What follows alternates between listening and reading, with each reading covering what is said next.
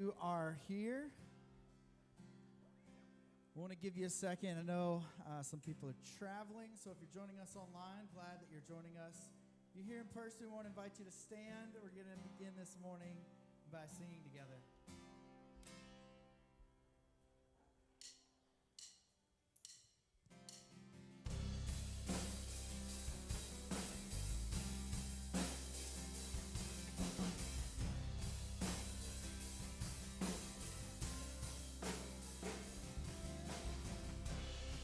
The breath inside my lungs is a gift from you.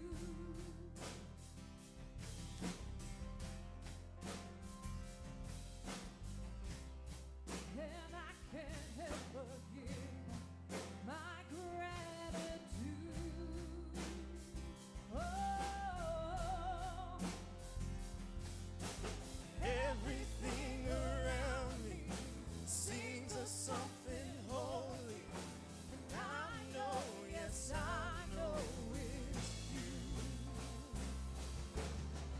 Your love is wilder, your love is wilder, your praise is rising up inside my soul. You're full of wonder, you're like no other. I could live forever in the overflow. I'll live forever in the overflow.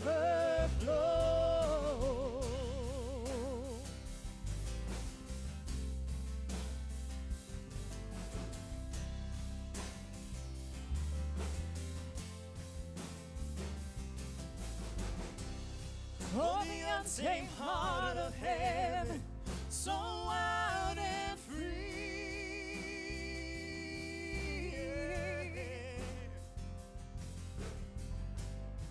We join with all creation, oh, let us see.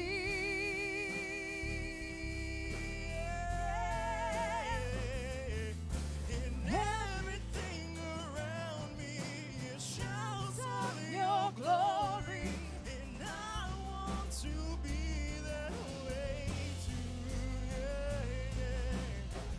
too. Your love is wilder, your love is wilder, your praise is rising up inside my soul. You're full of wonder, you're like no other. I could live forever in the overflow. I'll live forever in the overflow. There is no end to your heart, 'cause everywhere I am is everywhere you are. There is no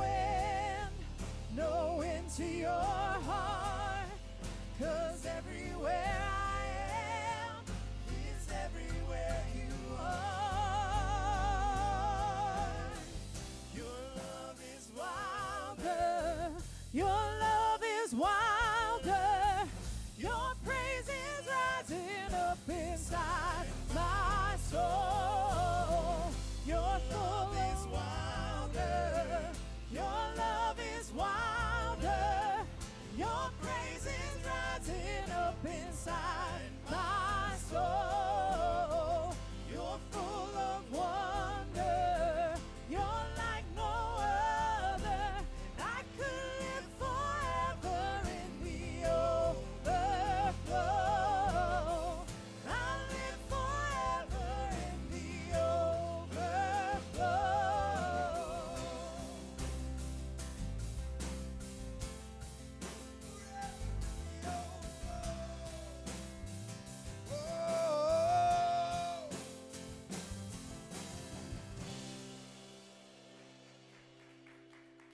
Thank you so much for being here, for singing with us. I want to give you a chance to greet the people around you, say hello, and then we'll continue singing together.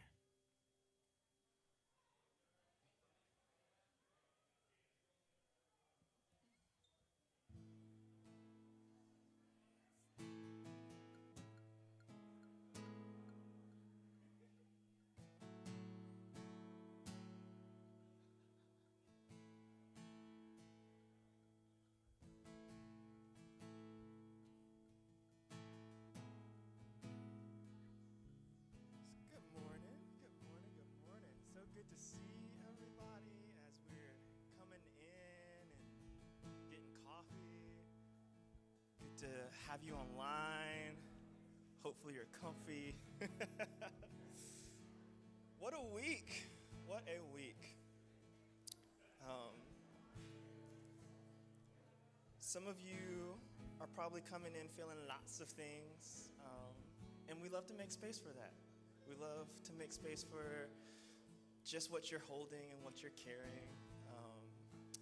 Maybe some of the Supreme Court decisions that came out this week is really on your mind, and maybe you're coming in really pessimistic today and trying to find hope is a struggle. Maybe you're optimistic and you have a lot of hope to give. But what I love about hope is that it's a practice. It's a discipline. It's not necessarily a feeling, although we can feel hopeful. But it's deeper than that, right? Optimism, pessimism, those are feelings. Those are temporary. Those are passing. But hope is something that we often have to work at, and it's in spite of. I was reading The Artist's Way, which is this book around like creativity and imagination. And it had this quote in there from a theologian. Her name's Mary Daly. And she asked this question that I want to pose to you all today. Why indeed must God be a noun? Why not a verb? The most active. And when I think about God as a noun or a thing, right, it's stagnant, right? But when I think about God as a verb, God moves. And so this song that we're going to sing is about God's Spirit moving and resting on us. And actually a couple of songs that we sing today are going to invoke some of these elements. So we know that you're coming in from all kinds of different spaces and places and ways. And I'm reminded of this quote by Martin Luther King Jr. that we must accept finite disappointment, but not lose infinite hope. Hope is a discipline. Hope requires faith. It means we haven't given up. It's not pie in the sky stuff, is what Brian Stevenson says. It's not a preference for optimism over pessimism, but rather an orientation to the Spirit. It's a hope that creates a willingness to position oneself in a hopeless place and be a witness that allows us to believe in a better future, even in the face of abusive power. It's the hope that makes us strong. And that comes from this book called Ubuntu. And Ubuntu is African proverb, it's African wisdom that I am because you are, I am because we are. So whatever it is that you need today, we invite you to bring it here to this space and practice hope with us.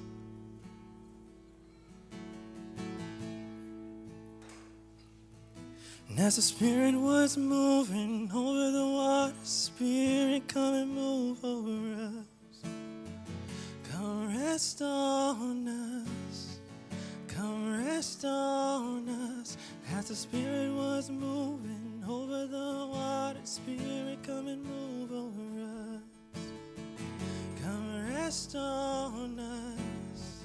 Come rest on us. So calm down, Spirit, when you move, you make my heart pound. When you feel the room, you're here and I know you are moving. I'm here and I know you will feel me. Calm down, Spirit, when you move, you make my heart pound. When you feel the room, you're here and I know you will feel me. I'm here and I know you will feel me.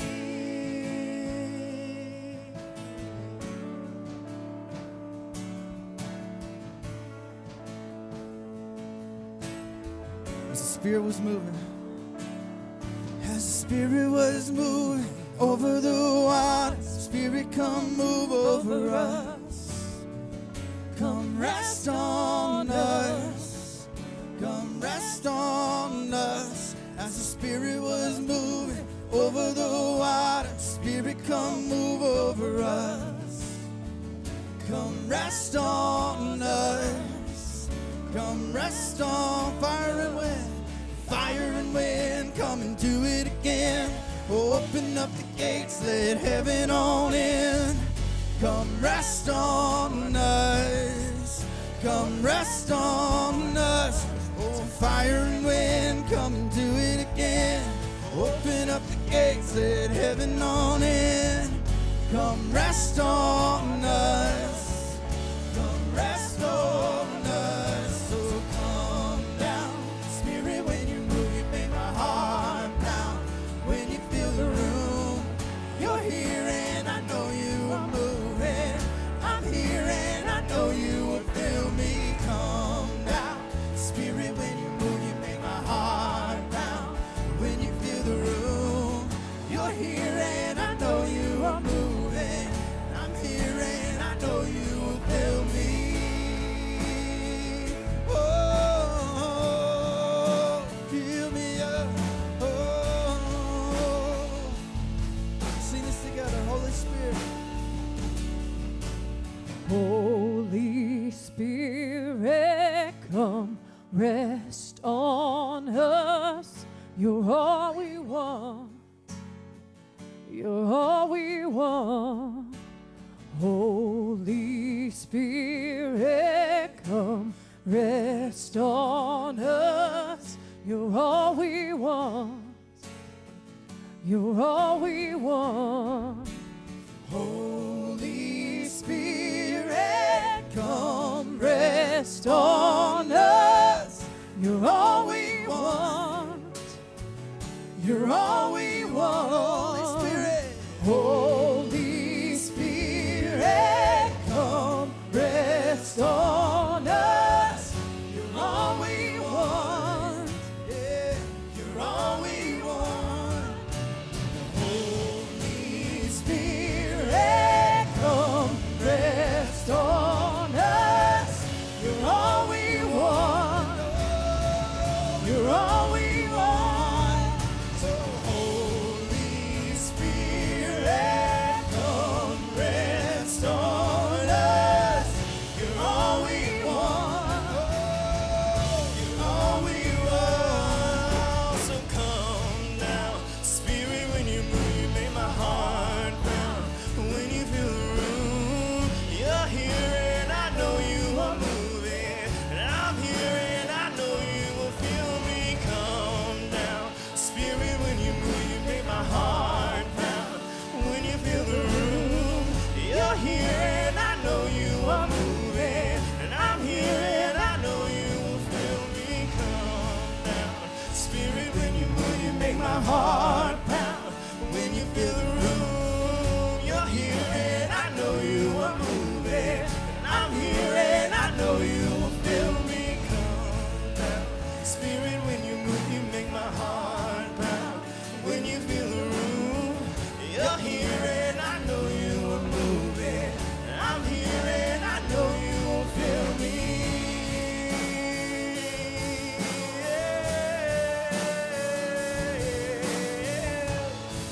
Let's sing this together. Holy Spirit, come rest on us. Holy Spirit, come rest on us. You're all we want. You're all we want. Holy Spirit, come rest on us. You're all we want. You're all we want. More. Holy Spirit, come rest on us. You're all we want. You're all we want. God, this morning in the next few moments, may we all find what it is that we need. May our recognition be that you are not a noun out there somewhere, but that you're a verb, that you're moving, that you're here, that you're present. that you're available to us. May we find the rest. May we find the peace. May we find the hope. May we find you. In your name. Amen. You can be seated.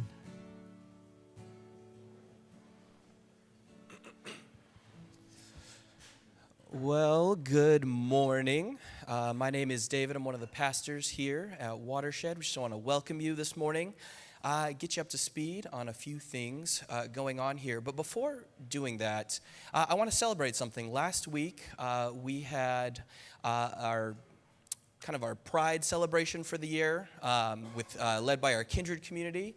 The turnout was incredible. It was a great time. You're seeing some pictures up there on the screen. So I just want to thank all of you who just poured yourselves into this experience. Just the setup, the tear down, the gathering items for the silent auction, just everything about last weekend was really special, and so thank you all who came out and participated. And while those pictures are kind of scrolling through the screen, I just want to remind you all that the auction that took place during this event, all the money from that is going towards funding our efforts during Charlotte Pride in August. And so the silent auction items, some of them are still available, some of the bigger ticket items. That QR code will take you directly to a Facebook page where I think today is the final day that you can place bids on some of those things. There's some really, really, really cool things in there. And you can be confident not only will you be purchasing or paying for an amazing item or an amazing experience, but 100% of those funds are going to be going to fuel our efforts and our partnerships here in Charlotte as it relates to our Kindred, our Pride, our LGBTQIA community. So I would encourage you to do that. And kind of on this topic, just as a reminder, we are in the midst of a campaign, a financial campaign as well. We've been talking about this for about 2 months now, our Nevertheless campaign, and it has been the response so far has been incredible. About 2 months ago, we came to you with a need because some of the ways that we navigated the COVID pandemic financially are going away. Some of the space that we used to rent out in our building, we can't do that anymore. And so we needed about $6,000 more a month. And we are about halfway there on that. And so the way we kind of want to frame this for y'all going forward is November. 1st of November is when the next round of our tenants are going to be leaving. And so in that next 4-month period, we've basically broken down the remaining need to, it's about $900 a month. And so over the next 4 months, we need to increase our reoccurring giving by $900 a month each month, which based on what the response has been so far, just feels really, really doable. And so thank you to those of you who have already jumped in. And if you have any questions at all, curiosity around kind of where our finances go, how that money is stewarded and held accountable and things like that, the fun little magnetized QR code directly in front of you will take you to a page on our website that outlines all of that. But I just want to thank you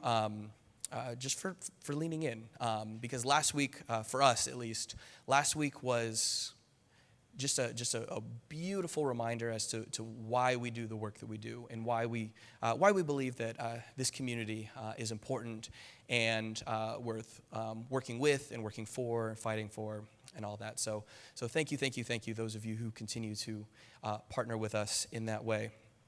A couple other things. So one of the best ways, maybe the best way to get plugged in here is by connecting with a regional collective. And if you don't know what that is, so we became aware, over the last few years that all y'all live in lots of different places. Watershed is admittedly a bit of a unicorn when it comes to spiritual communities. And so some of you are driving from Rock Hill, from Waxhaw, from Concord, from David Center, Mount Holly, to get here, and that can make it difficult to gather midweek, just with the commute, and that can make it often difficult to connect with one another, just because we're spread out all over the Charlotte area. And so, regional collectives is the best way to meet the other folks at Watershed who live near you. And so we try to have at least one monthly gathering where y'all can get together to socialize, to learn, to work together, kind of really whatever y'all want to do.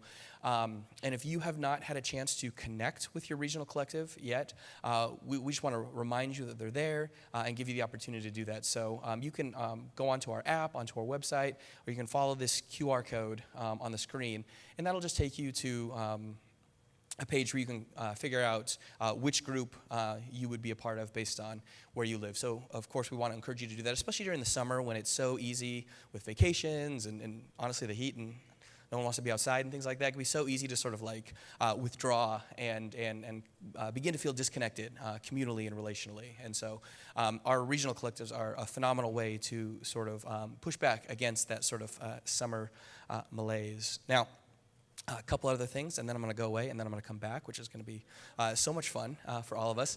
But we've been talking for a few weeks now about some opportunities for our families, our kids, our students. We have a summer camp for our greenhouse space coming up at the beginning of August. It's a camp, so I mean, I'm going to be just real kind of just like plain here with y'all parents. It's an opportunity to drop your kids off and then go do something else for a few hours. But I don't want to reduce it to that. Blair, our family pastor, has some amazing dreams and some amazing plans that she's been brainstorming with her entire team. And this is going to be a great experience. And so if you are the parent, guardian, caretaker of a tiny to medium-sized human, then I would encourage you to check out Greenhouse Camp coming up in about a month. Like I said, with everything else, app, website, all that information is there. But then another thing we want to draw your attention to, kind of just because of how the calendar fell this year, we didn't do as much as we typically do when it came to Mother's Day and Father's Day. Mother's Day fell in the middle of the kickoff of our Nevertheless campaign. We knew that we were going to have an amazing guest speaker in Colby Martin on Father's Day. And so we thought, just for this year, perhaps, what if we sort of, instead of not really being able to give attention to those days, what if we picked another day in July, in the middle of the summer, to celebrate all parents, mothers, fathers, guardians, caretakers, anyone who is tasked, teachers even, tasked with caring for, protecting, and raising small humans. And so we're going to be doing that on the 23rd. We have a number of things kind of in the works that we're July 23rd that we're planning on doing. But one of those things is a child dedication experience. We know a number of our families have been asking about that, and so that is going to be one of the elements that morning. And so if you have a child that you would like to be dedicated here on stage at Watershed, that QR code, app, website, all the things has all the information on that. And so we would encourage you to reach out because these things can fill up at times, and we want to give y'all and Blair as much time as possible to sort of sort through those logistics so we kind of know how much time to allot for that on that morning, because we have a lot of different elements that we want to incorporate there on the 23rd. And then the last thing, I already kind of mentioned this. Like I said, I'm going to go away for a second. You're going to hear a beautiful song, and then I'm going to come back. We are ending our current series today, Signs and Wonders. And oftentimes, we like to end a series with a live Q&A. And when I say we, I mean I, because this is a lot of fun for me. Yeah, that's my phone number. That's my personal phone number. It's not a Google phone number. It's a real phone number. And you can text that. You can begin texting it right now if you want. You can wait till I get back up here. But I want y'all to text in questions. Text in questions, particularly, so this series has been about sort of the intersection between faith, spirituality, and justice and liberation, and sort of making the case that there's not necessarily a split between spiritual liberation and maybe material liberation. And so if you have a question that sort of lives within that intersection, it can be related to any number of things. Really, actually, if you're not even 100% sure if you should ask your question, 100% ask your question. Like, please text it in. I will either make it work, or I will very tactfully not answer it during the service, but I will absolutely answer it later. I will text you later, and I promise you I will answer every question that gets sent up here, either from stage or after the service. I'll just text you back. So be thinking about that. Feel free to begin texting those. Actually, okay, someone's listening. And And I will be back up here in a few minutes, and we'll spend the rest of our time together just diving into that, all right? All right. Thank you once again for being here. I'll see you in a few. David really does love this Q&A thing. He's very excited, if you can't tell. Yeah, we're wrapping up this series, and a lot of the framing and conversation has been around hope. And so I was thinking about, what song could we close this out with? And Tommy asked me, but, he's like, why'd you pick this song? And some of it was a little bit more of a feeling rather than a lyric. But the feeling that comes in this song is attached to some lyrics around really what I would call the humanity of hope. The places where it's hard to hope. The places where you don't know if you can hope or if you should hope. And so it speaks to that and speaks to the idea that you can hope anyways. So we're going to play a song for you. And again, whatever it is this morning that you need, may you find it.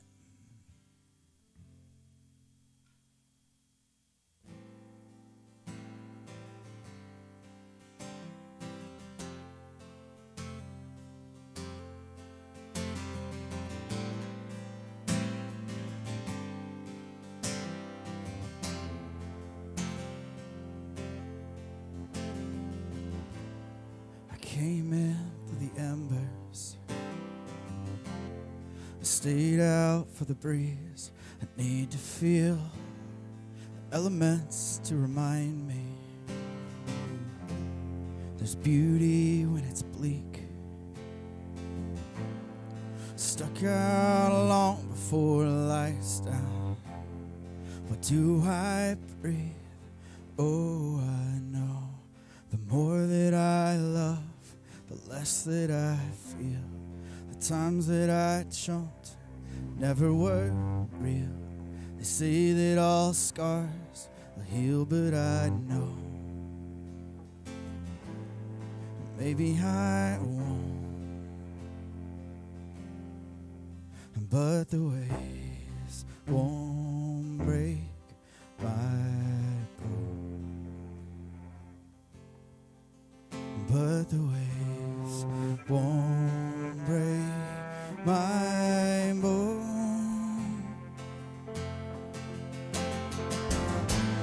The stones crashed on the boardwalk. Winds rush through the trees. I keep my eyes peeled. Memories always fall short of where we could have been. Let that long for last call to I need. Oh, I know the more that I love, the less that I feel. The times that I jumped never were real. Say that all scars are healed, but I know baby I won't. But the waves won't break my bones. But the waves won't break my bones. But the waves won't break my bones. But the waves won't break my bones. The more that I love, the less that I feel. The times that I jumped never were real. They say that all scars are healed, but I know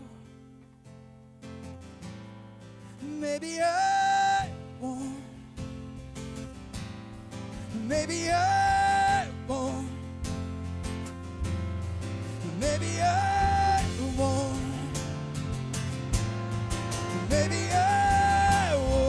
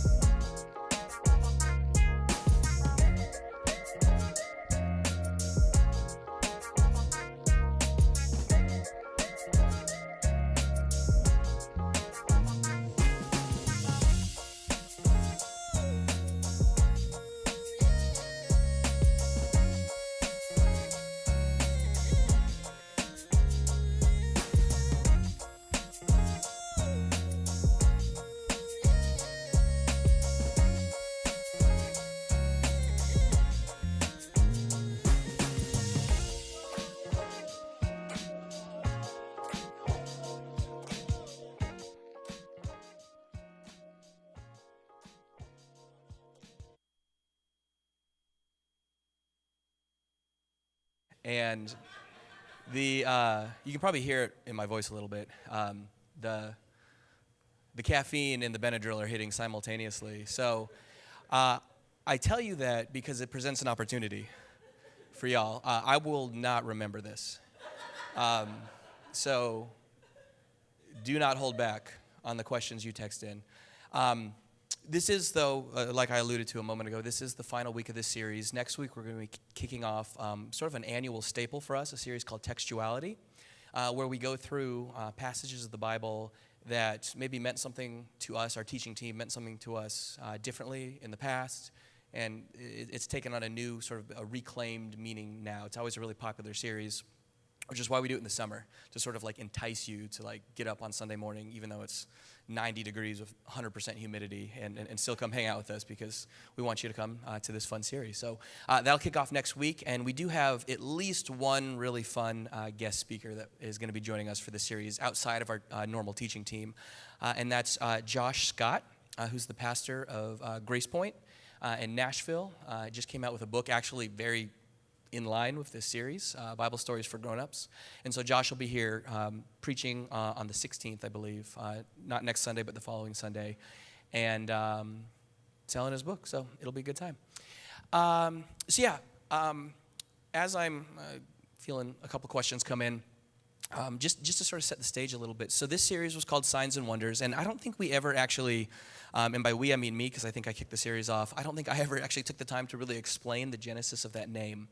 And the thinking was this: so signs and wonders, that is language that is often associated with the supernatural, maybe more charismatic, Pentecostal expressions of Christianity. And when we think of things like justice, liberation, working for abolition, centering marginalized folks, things like that work, there is often a separation or a dichotomy between the spiritual and the material, the physical, the political, et cetera, and many of us were raised in contexts where oftentimes the spiritual, especially kind of pushed out into the future, heaven, things happen when we die and things like that, was used as a sort of justification to gloss over the real material injustices happening here and now. And that requires a very, very cherry-picking reading of the Bible, because the Bible has a lot to say about the here and now. It has a lot to say about material, political, social freedom and liberation as well. And so the whole point of the series was to try to show not only that liberation in the here and now and spiritual liberation, spiritual freedom, these things are inextricably bound. They don't exist in a competitive relationship, but oftentimes they are one and the same. And the hope or the encouragement was that we would see the social in the spiritual, the material in the spiritual, and vice versa. Even with a couple questions that have come in so far, I noticed people a little unsure. Does it fit with this series? Yes, it fits with the series. I will answer your question. So please continue to send those in. So here is what I want to kick off with. So this is just a very straightforward question. And on the one hand, it has a very easy answer, but on the other hand, I could probably spend the remainder of our time together talking about this. So it says this. It's a question around homosexuality and sin. This person has listened to many interpretations about it being a sin and not a sin, and that the Bible has been misinterpreted. This person doesn't think it's a sin, but why does the Bible say that? What does the Bible say, and why? So, like I said, this could be very short. I could say, it's not a sin. Go with God. And we'd be done. Because on one hand, I think that. Obviously, we spent a huge portion of our announcement period talking about our pride celebrations. So, ergo, I think someone could draw the conclusion that we have a very non-sinful posture towards LGBTQIA identity, practice, what have you. What the Bible says about it is complicated. And I'm going to speak out of both sides of my mouth here, because on the one hand, I do think that there are ample, what I'm going to call apologetic resources for arguing that the way that the precious few verses that allege to talk about same-sex attraction or behavior, lifestyle, whatever you want to call it, to say nothing of trans identity and things like that.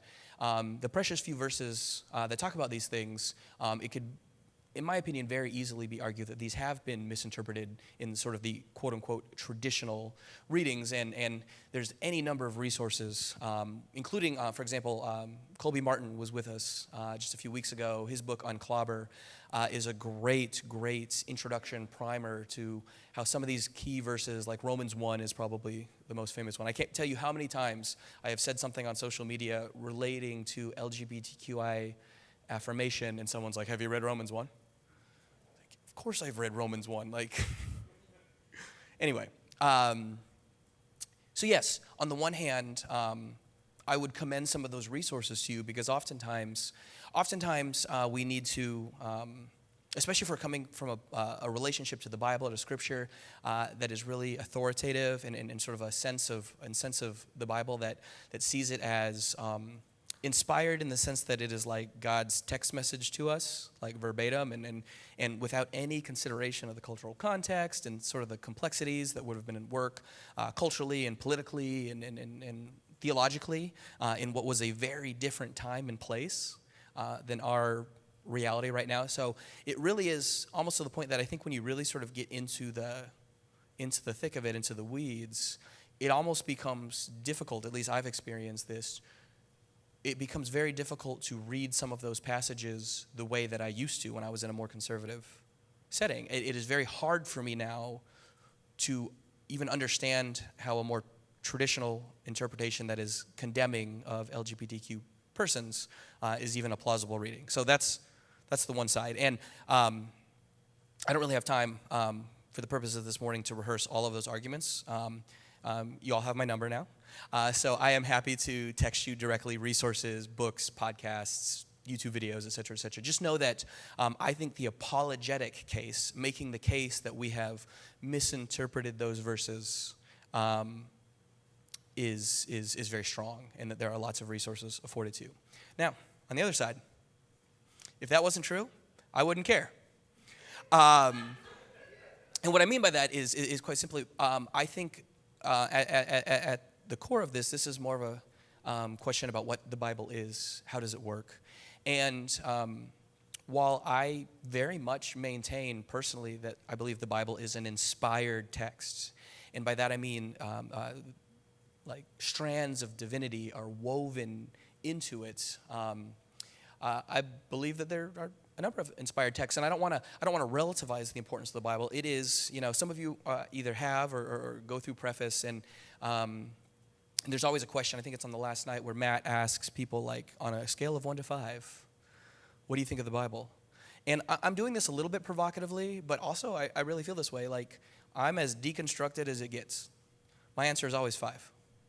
The Bible is very important to me. It is in many ways foundational to my faith, and yet the relationship that people often have of it, seeing it as oftentimes elevating above God, but also treating it as if it can just be read at face value without context, without interpretation, without any number of these other things, quite frankly, is a very low view of Scripture.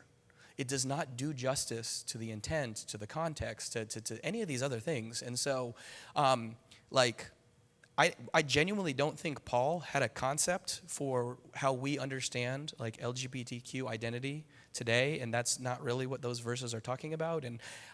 But I also really don't know if we were able to, like, time machine Paul when he was sitting up here.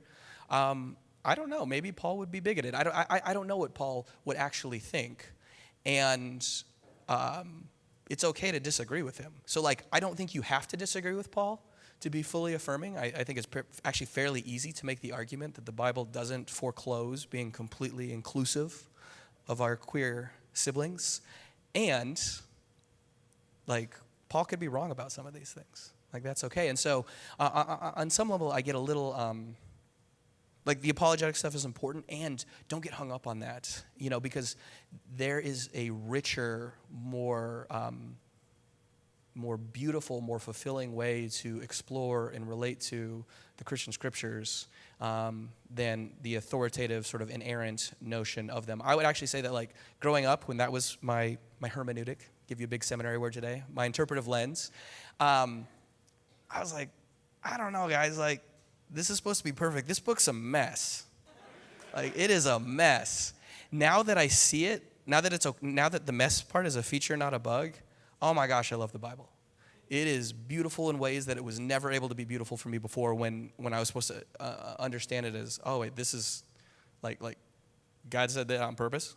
Like this is what God wanted it. Like, it is. But when the messiness of divine humanity gets to sing a little bit, gets to breathe a little bit, oh man, the text is so much more amazing at that point. So I hope I answered that question. I would not be surprised if we got more questions on that front, so continue to send them in. My phone really has been blowing up, so I have no idea what I'm about to be opening things up to here. Let's take a look. Oh. Is God texting from an iPhone or an Android? Ooh, that's a trap. I think God's into snail mail. Oh, here's one.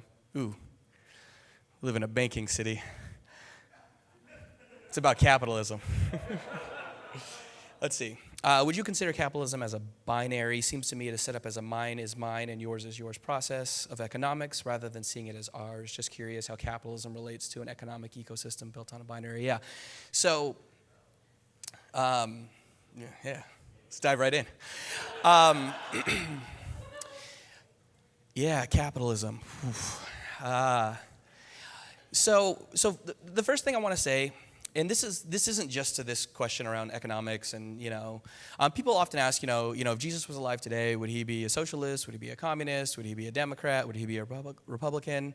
And that's a hard question to answer because it is really, really hard to take our modern Western political categories and sort of anachronistically like impose them back on the biblical text. I mean, the culture that Jesus occupied, the assumptions that he had, the worldview that he would have held are so fundamentally different from anything that we can really comprehend or relate to that there's not really a clean way to translate on like a one-to-one level those things. So even though my own leanings are more progressive, inclusive, et cetera, like I'm a little uncomfortable trying to say like Jesus would have been blank, and fill in the blank with your, your pet label. That said, I don't think Jesus would have liked capitalism. And the reason for that is because capitalism fundamentally has some things built into it systematically that are alienating and dehumanizing. At a fundamental level, like for the system to work, for example, like poverty is a feature, not a bug.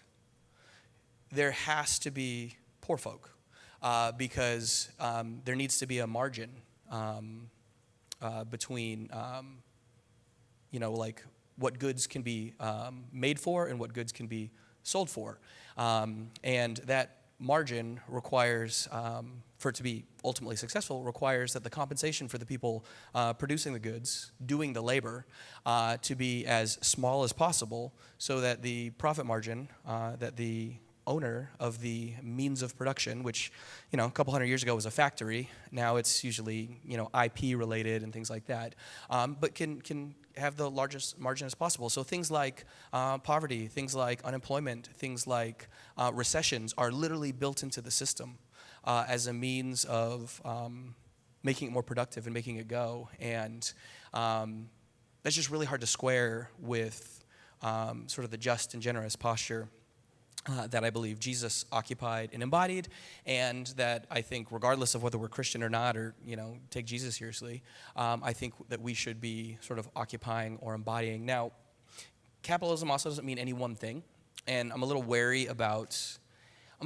I mean, per the question that was asked, like I'm wary about binaries and I'm wary about scapegoating, as in like fantasizing or positing that if we can just defeat whatever, whoever we think the final boss is, that that everything will suddenly be like heaven on earth and things like that. Like the contradictions within capitalism, I think need to be resisted. I think need to be strived against. And there's lots of ways to do that. Some of them more violent than others. And I personally lean towards the less violent means of resistance, but I understand the limitations of that as well. But I think it's important for us to remember in all instances where we are striving against exploitation, where we are striving against marginalization, is that like if we overcome those contradictions, if we overcome those means of exploitation, which we absolutely should constantly be striving to do, new ones will present themselves. And so the reason I bring this up is only to say that like it can be really, really easy to slip into sort of an ends justify the means sort of mentality. And if we kind of hold in tension the fact that there are these exploitive systems that do need to be resisted and torn down, and even if not like physical violence or like killing other folk, which I don't recommend, even if that's not a means for it, like there's going to be violence, there's going to be disruption in this process, and when we come out on the other side, like new contradictions are going to emerge, and so not to make a god or an idol out of destroying the final boss. I guess if that makes sense. Enjoy the journey. But no, yeah. Capitalism. So that's probably the most direct we've ever said that from stage. So hope that was okay, Matt. Let's see here. Is sex before marriage a sin? No. So here's the thing. So people like to talk about biblical marriage, right? And they don't realize what they're doing when they talk about biblical marriage. Because what is a biblical marriage? Well, in most instances, it's a property exchange. And wherein in order to create like an alliance between warring tribes or something like that, one patriarch sells one of his daughters to the other patriarch or the other patriarch's son or something like that. And so so when we see things like the Defense of Biblical Marriage Act, I get a little worried because that sounds bad and really exploitive, and also violating many other elements of our Constitution and things like that. And I bring up that extreme but also very biblical example only to say that like when people think about what people think they're talking about when they say biblical marriage is actually, it's a relatively Western, relatively novel idea that has sort of been codified into our sort of religious consciousness in really the past 100-ish years or so. There are assumptions around normative assumptions. That's an important word here, normativity. There are normative assumptions around gender roles, gender expression, around any number of things, the way that we relate to extended family, the way that we relate to community, things about pleasure, things about fidelity, all sorts of things that are not biblical in the sense that people assume. They are read back into the text, and then the text is used to sort of like paper over the contradictions and justify those things. So even the question about like premarital sex and things like that, like that was deeply tied to the aforementioned property exchange, and a lot of the really kind of disgusting sort of purity culture shaming that many of us were subjected to in our upbringing was really drawn from assumptions around that sort of like property exchange mentality, which taken out of its context and then put into our very different sort of context around things like romantic coupling and sex and things like that was well, it just doesn't translate perfectly. So when it comes to sexual relationships, I think we need a new ethic that is both, I think, what I would call faithful to the spirit of what I see the biblical text pointing to, which is anti-idolatry, it is anti-exploitation, it is pro-consent, it is pro-pleasure, it is pro-mutuality. There are absolutely unethical ways of engaging in sexual relationships. And it is, I would argue, less about sort of like these arbitrary rules that are plucked from very different cultures from ours and then sort of pasted onto our own, and this goes back to the capitalism question, very, very exploitive, very individualistic, very immediate gratification sort of driven culture. It's not that, but rather it's just more nuanced and negotiated around some of those things I mentioned: consent, mutuality, safety, communication. Oh my gosh, communication is huge. That sounds like of course it's huge. But really, I think we take for granted what genuine, open communication in relationships, platonic, romantic, sexual, or otherwise, is. I really don't think that we have space for the sort of communication around desire, around pleasure, around fulfillment, and things like that. Those, to me, those are the ethical questions to wrestle with, not cherry-picked cultural norms from not only a very different time, but a time that in other ways we would recoil from when it comes to dignity and humanity of women and other marginalized bodies, if that makes sense. So that's another question that could be like not just a whole sermon, that could be a whole series. So I know I'm not doing complete justice to it now, and there are, off the top of my head, there are so many resources I could think of. And I won't name right now just because I'm gonna get them wrong, and then you guys won't have links, and then everyone's gonna be distracted pulling up like their Amazon app or Google and stuff like that. So if you want resources, text me later. You have my number. Text me later and say, hey, the question about premarital sex, you vaguely mentioned resources. Send them to me, and I will do that. I promise. Also, dating and marrying someone non-Christian. The equally yoked question. Yeah, so I'll put it this way.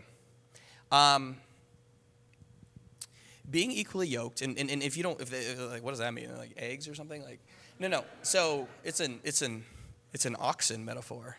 The yoke was like the thing that they stuck over, like the livestock that was like pulling the plow, and if you had like one like really buff ox and like one like not so buff ox, like, the buff ox would be like, the plow would just kind of be going in circles, because they weren't equally yoked. So the basic idea here is like, you should be with someone who is compatible with you, and that, honestly, that question is nuanced and complex, and compatibility and chemistry. It goes back to some of those ethical questions that we were talking about a moment ago around consent and pleasure and mutuality and communication and things like that. Like, yeah, you should be equally yoked with someone. You all should be compatible in these ways, able to communicate, able to name desire, able to navigate and playfully. The different facets of your relationship, physical, spiritual, emotional, and absolutely you can do that with people of a different faith. Now, that doesn't mean that I don't want to trivialize some of the contradictions that might arise with different spiritualities, different worldviews. I mean, I can actually imagine far more difficulty with different like political ideologies necessarily, potentially, than religious ones, but oftentimes the lines there get really blurred. So it's not so much a hard fast, for me at least, not so much a hard fast like either or when it comes to Christian, not Christian, but more is like, okay, how do we navigate the contradictions? Because here's the thing, you've heard me use that word a lot. Contradiction is really fundamental to my theology, to my philosophy. I think contradiction is something I take for granted. It just is. I don't think it's something that can be overcome. When we think we overcome a contradiction, usually what happens is we're just going deeper and discovering a new contradiction, be it spiritually, relationally, philosophically, theologically. The challenge, and this is the difference relationally, politically, is do you turn the contradiction into an opposition? All right? So when you turn a contradiction to an opposition, you're taking on that binary. Remember, this series is all about breaking down binaries. Turning a contradiction into an opposition is a binary way, a dualistic way of approaching anything in the world. And so both politically, socially, but then also interpersonally and relationally, we are constantly tempted to turn contradictions into oppositions. Why? Because it resolves the contradiction. If it's an opposition, it's not a contradiction anymore. There's an in, out, right, wrong, pure, impure, whatever. But maintaining it as a contradiction blurs that a little bit. And if we can maintain those things, it's messier, it's blurrier, but holding the tension of the contradiction, I would argue, is it gives space for something old to die and something new to be reborn. And so, like within the context of our relationships, if you are not equally yoked with someone, to use that language, it'll be very difficult not to reduce those contradictions in your relationship to oppositions. But to take a new posture, a new relationship to contradiction, and sometimes that means a new relationship. Sometimes that means having a new kind of relationship with the same person, and you can relate to those contradictions differently, and something new will generate from that. Now, don't hear that as me saying that like there are relationships where it's not a contradiction, it's abusive. Get out of that relationship. And if you need help getting out of that relationship, like there is help here. So hear that first and foremost. And there are some relationships where it's not abusive, it's just contradictions are being turned into oppositions, and that relationship can be reimagined. I hope that made sense. All right, now they're coming fast. So this is the point where I realize, I'm not going to be able to answer all of these. Ooh, this one's complex. Okay. Timely. How do you answer those who use the language of victimhood to justify their own oppression of others, and seemingly truly believe what they say, e.g., Christians in America who describe themselves as religiously discriminated against, etc.? So yeah, that's happening a lot this week. Another one that could be a whole series. So what I would say to this is, and I'm going to build off my previous answer when it comes to contradiction. So this is going to be an oversimplification, but I think so much of what we would consider sin is an attempt to overcome contradiction. We don't like this feeling of contradiction. We want things to sort of fit in a box. We want things to be resolved and almost static. And so because of that innate desire, we are constantly trying to fill a kind of void that we feel relationally, personally, existentially, socially, politically. It scales up and down. And so I think to some degree our political spectrum at times can be mapped to this. So you might have folks who imagine that, man, they imagine, and it literally is imagined in the sense that it's nostalgic, it's a little bit made up. There was a time in the past when things were good. They weren't. This person either wasn't there or is romanticizing and misremembering. They never were. But the idea is, if we could just get back there, we could make everything wonderful again. And you caught it. And so it sort of it fantasizes, it absolutizes that if we could just go back, all the contradictions would be resolved. But equally risky, even though sometimes I might align myself more with some of the ideas of someone who's looking more future focused, but we can say, hey, man, if we could just overcome blank, get rid of this person or get rid of this group or this way of thinking, then that would overcome contradiction. So if this is more like longing for like an Edenic, like Garden of Eden, Edenic past that never existed, this is more longing for like a new creation, heaven, kind of future, doesn't exist. And then others, seeing themselves as enlightened, will be like, no, you're both wrong. We just got to find the balance. a little bit of moderation here. But all of these ways of sort of approaching these questions, imagine that there is an endpoint that we can reach where all the contradictions will be overcome, everything will be good, and by necessity then have to posit an obstacle.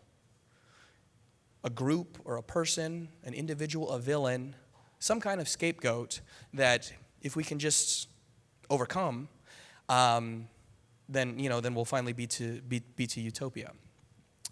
This is the basic ingredients of fascism, but any number of political positions can sort of fall victim to this, wherein maintaining, like holding that contradictory tension. And the way that I would put this spiritually, as it relates to things like sin and like victimhood, this is, so this is going to sound like a tangent, but it's not. I do this class called Reclamation. It's where we explore ideas theologically that maybe used to make sense one way and now they don't really make sense to us anymore. So what would it look like to reclaim, to reimagine this idea? And my white whale, this will be like, I'll still be at Watershed when I'm like 82, so I'm getting ready to retire. I'll still be working at 82 because this industry doesn't really do much in the way of retirement. And it'll be 82, and I'm like, all right, now we're going to do it. We're going to reclaim original sin or total depravity, maybe, to get real Calvinist on you.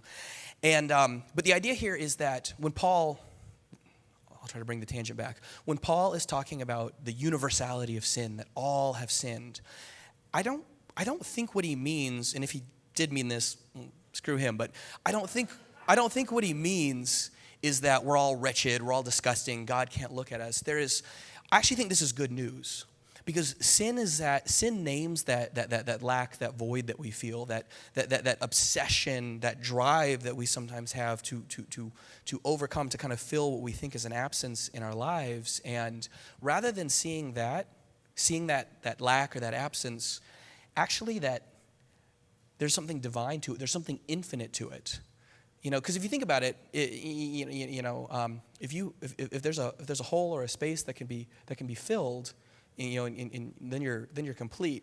Well, that's a finite thing, right? If you feel like you're at 77%, and why did I pick that number? I should have picked. If you're at 75%, and then you get another 25%, then you're at 100%. It's a finite thing, but we're not finite beings. We are infinite in a sense. We are excessive. We exceed the limits and the bounds that are placed upon us. We leak out in weird and beautiful ways. We're more mosaic than puzzle. Okay, and so taking on this different posture towards these contradictions. One, it connects us back to sort of the divine mandate to be co-creators with God, but then it also allows us to sort of completely reimagine sin, which is relevant to a lot of the questions that y'all have been texting today. So sin then is not this shame thing that God is looking at us and being like, oh, you're disgusting, but like if I sprinkle some of my son's blood on you, suddenly you smell good again. No, it's sin is a relationship that we have to this lack that we feel, and we can change that relationship. So rather than trying to overcome the lack, to fill the void, which, by the way, how do we do it? We normally do it by destroying ourselves and destroying others, by positing these scapegoats that if we can just overcome them, well, then everything will finally be good. And the most disappointing thing, the most crushing, soul-destroying thing that can happen is for us to actually overcome the obstacle. Because the thing that we're imagining is going to fulfill us doesn't. And so we have to double down. So we have to find something more meaningful that we project all of our hopes and dreams onto, and that new thing becomes the thing, and then the cycle of destruction continues. But if we can change the relationship, if we can embrace this void as not something that's wrong with us, but something that is divinely inspired within us, then then that's a game changer, y'all. And the Bible has some beautiful words in relation to what I'm talking about, not least of which is grace. But I also think love, joy, hope, peace, like these virtues that Paul and Jesus are talking about in the New Testament.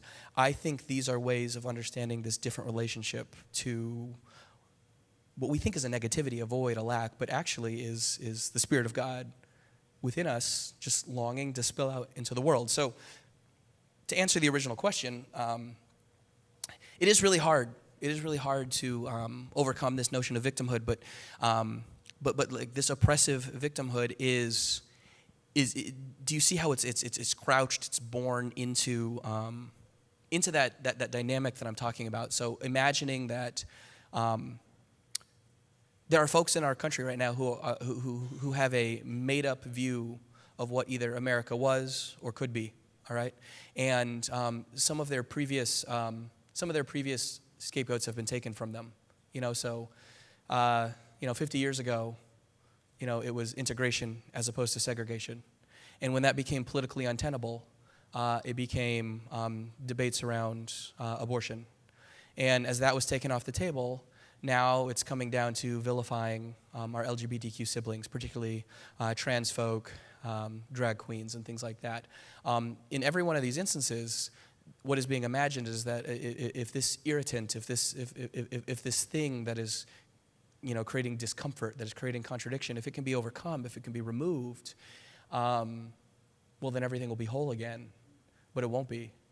And so, in a weird way, the universality of sin, or that universality of lack, of contradiction, that's what people need to have their eyes open to, because that is, when you sort of embrace that, when you embrace that contradiction, it's very vulnerable. But no longer do you see the things that you use to buffer yourself against others and over and against others. Those aren't viable anymore, okay? And so that collective vulnerability, that universality of vulnerability, that's the moment when we can have solidarity. That's when we can be with and for one another. But that's hard work, and it's slow work. So, all right, hey band, this is the last question. These always go really fast. And I kind of wish I had saved that last one for the last question. That would have been a good one. It's maybe a longer conversation outside of today. Ooh, it's a long one to read.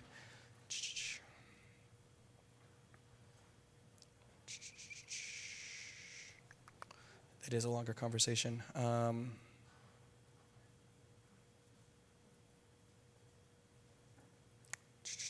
Need to read up on that.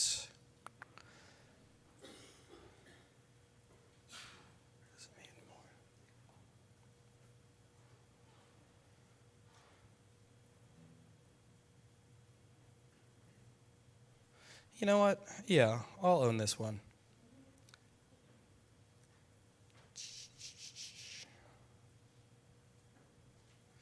All right, I'm going to just read this one, and because this one's kind of there's a lot of complexity to this one, and I'm not even sure if my answer is going to be great, but I think this one needs to be addressed. It deserves to be answered publicly.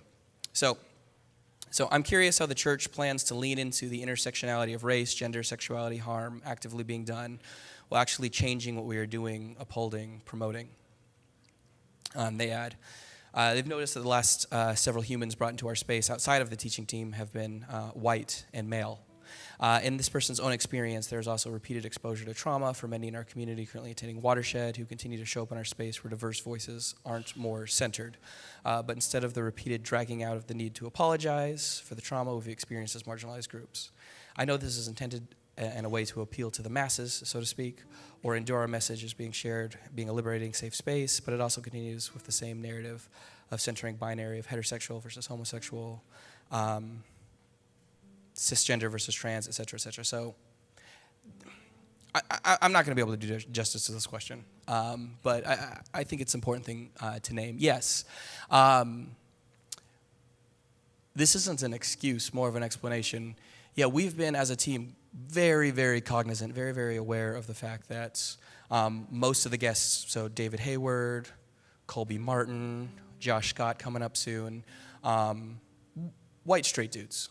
And not entirely comfortable with that. Don't get me wrong, lovely humans all, great allies, doing important work, and also not representative of the beautiful depth and breadth, not just of this who this community is, but who embodies the image of the divine in our world.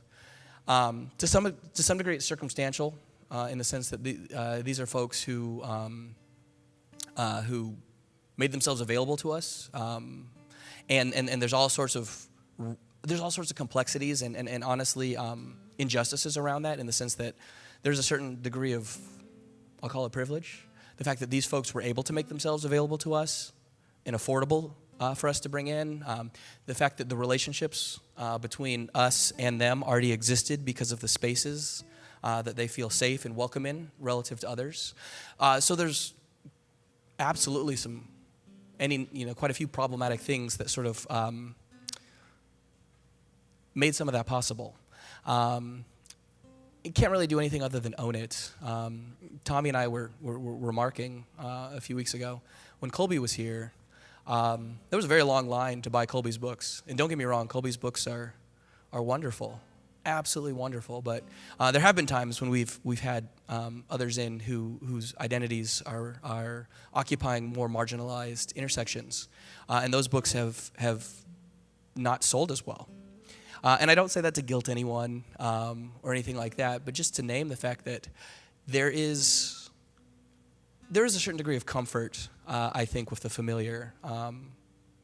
That seems mundane to say, but so much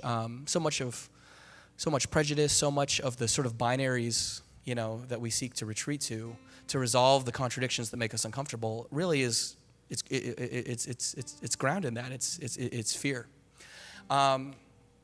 So yeah, I could go on and on about this, and should, in the sense that I don't think there's ever going to be a point where we arrive at like the perfect balance of representation, the perfect balance of inclusion.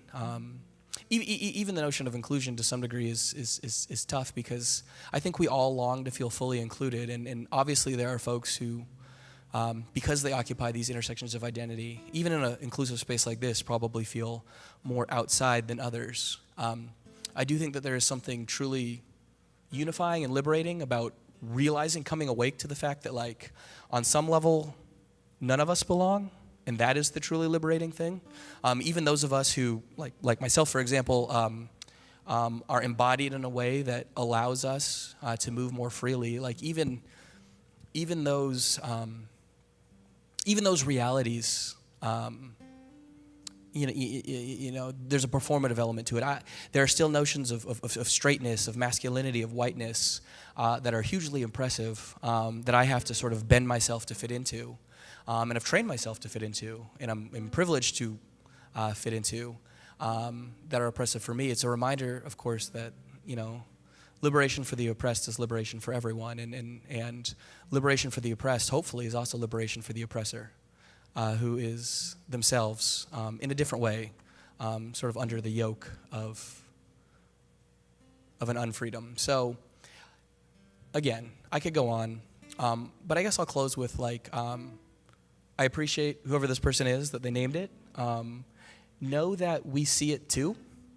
Know that these are conversations that we have, that what does it look like to make sure that the representation from this stage is diverse and inclusive, that voices that aren't typically heard are being heard and elevated. Know that we're going to get it wrong a lot. Know that you can always call us on it. And know that we're always going to keep trying to rectify that. And I don't think we ever arrive, but sometimes, I'm going to screw up like an aphorism or a cliche here, but like perfect is the enemy of better. And if there's a takeaway today, it's that this notion of perfect, this notion of wholeness, of completeness, is a tool to sort of disavow and paper over oppression and things like that. And so we can do better. And I don't just mean Watershed. I mean, we individually, collectively, we can do better. It's in our mission statement. A different world is possible today. So yeah. Thank you for holding us accountable. Thank you for trusting us. Thank you for being part of this. Thank you for participating in the constant striving to do better, individually, as a community, as a church, insofar as we can call ourselves that. Thank you. My voice is going. I think you can probably hear that. So I'm going to excuse myself, turn you over to the band. You're going to end in a more celebratory fashion. But what I want to leave you with is just that, gratitude and appreciation for the way that this community shows up, for the way that this community leans in, shows grace. First to us, a little bit to one another, and then I think perhaps most importantly to yourselves. So thank you for that. And may you go forth this week and resist the urge to turn those contradictions into oppositions. May you go forth and have the eyes to see that contradictions are not something to be overcome, but to be tarried with, and that something new, something generative, something beautiful can be born from that struggle. Because it is a struggle. It is difficult. But I do think true beauty can arise from it. So thanks for being here, and we will see you soon.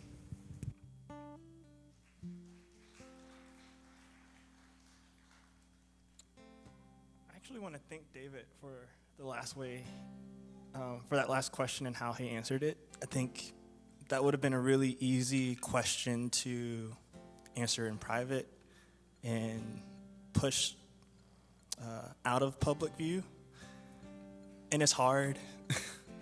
Like, doing racial equity work is hard. Becoming better people is hard. And we need these moments of accountability. We need these moments of call in. And we need models like David just did to show us how to hold that. The yes and nature of it. This liberation from fear. So, thank you, David. Thank you all for sitting in that, sitting with whatever came up, with what you feel, and for continuing to be here to be better, to make our community better, to make our city better, to make ourselves better. We're breaking free from this bondage.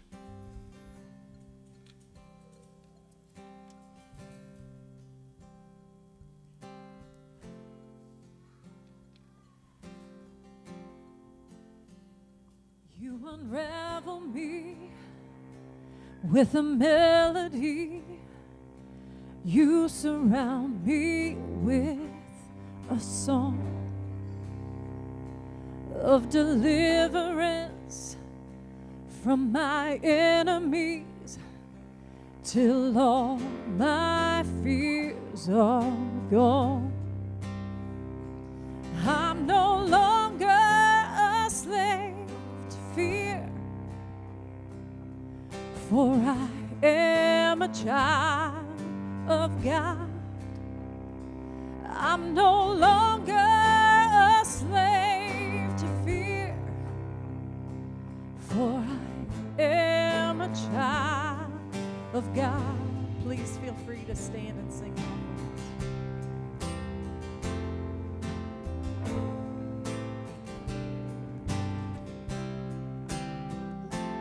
From my mother's womb, you have crafted me. Love has called my name. I've been welcomed in to your family.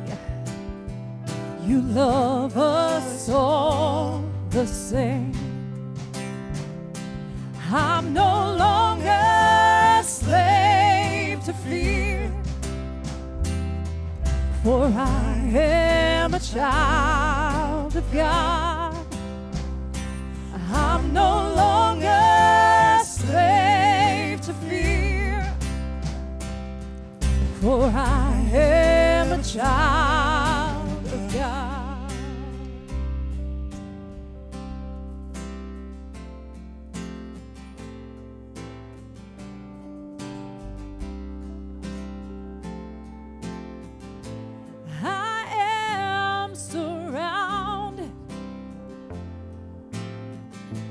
By the arms of the Father, I am surrounded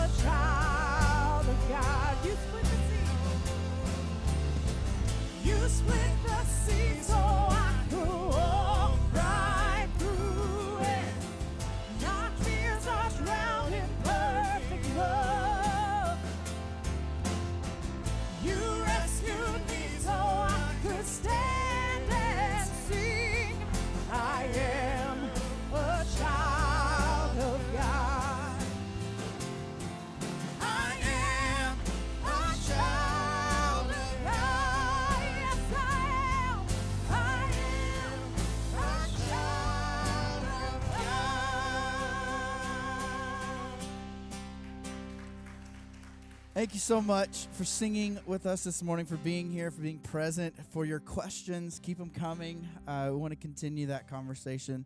Have a great Sunday. We'll see you next week.